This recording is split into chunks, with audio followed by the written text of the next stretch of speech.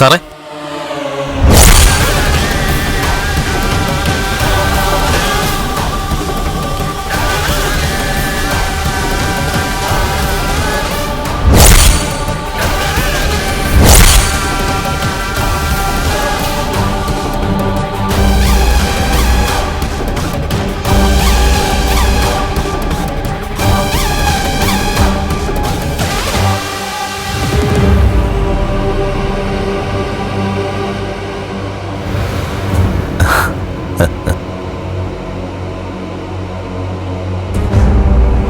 നിന്നെ ഞാൻ കമലേശ്വരം ഫൈനാൻസിയേഴ്സിലേക്ക് പറഞ്ഞു വിട്ടത് ആ കമ്പനി ആത്മാർത്ഥമായിട്ടങ്ങ് സേവിക്കാനല്ല.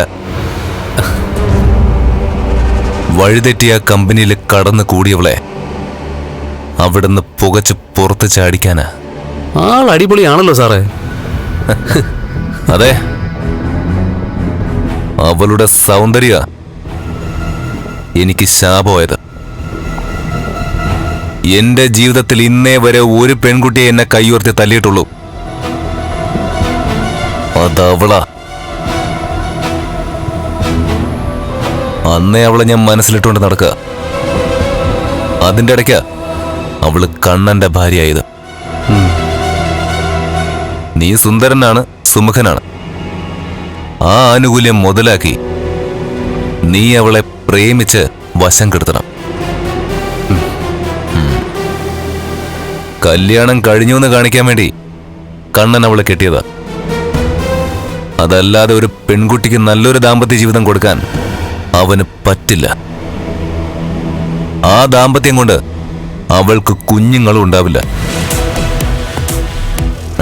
അവിടെയാണ് നിന്റെ പ്രസക്തി. അവളുടെ ഹൃദയത്തിൽ നീ ഇടം നേടിക്കഴിഞ്ഞ പിന്നെ പേടിക്കാനൊന്നുമില്ല. അവള് നിനക്കൊപ്പം വരും. പിന്നാലെ ഞാനും വരാം. എന്റെ കരണത്തടിച്ചതിന് എനിക്ക് അവളുടെ ആ കവിളൊന്ന് തലോടണം.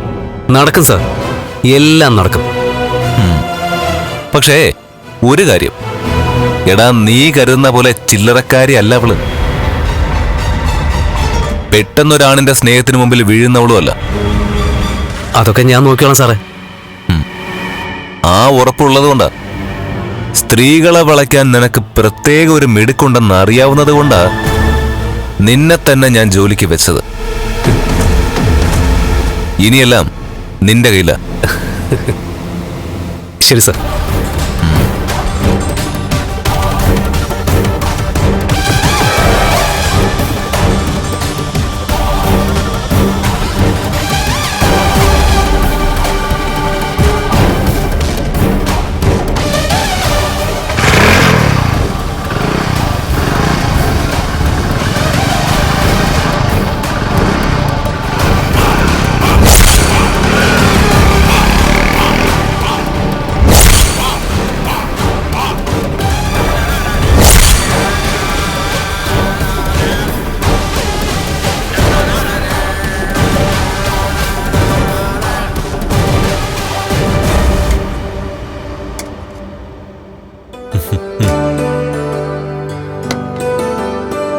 താനും തന്റെ അമ്മയൊക്കെ ഉണ്ടാക്കുന്ന പോലെ നല്ല ഫുഡൊന്നും ആയിരിക്കണമെന്നില്ല ഇവിടുത്തെ ക്യാൻറ്റീനിലെ.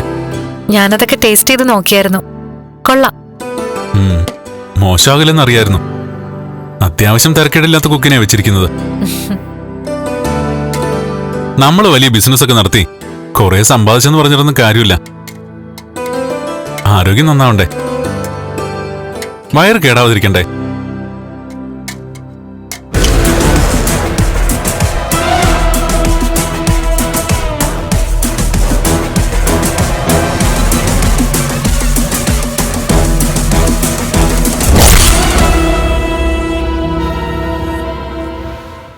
ഫ്ലവേഴ്സ് സ്മാർട്ട് ഷോ ശനി ഞായർ ദിവസങ്ങളിൽ രാത്രി 9:30 ഫ്ലവേഴ്സിൽ.